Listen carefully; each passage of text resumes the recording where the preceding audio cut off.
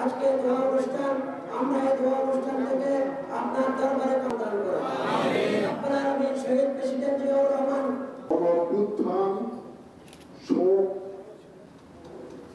ধ্বংস হিসেবে আজকে নাসিরান ভবনে একত্রিত হবে উদ্যোগে আয়োজিত মিলাদ এবং দোয়া মাহফিলের প্রিয় অভিভাবক সাবেক সংসদ সদস্য কর্মসূচি করা হয়েছে, লক্ষ্যবদ্ধ হয়েছে স্বৈরাচারের বিজয় চূড়ান্ত বিজয় অর্জন না হওয়া পর্যন্ত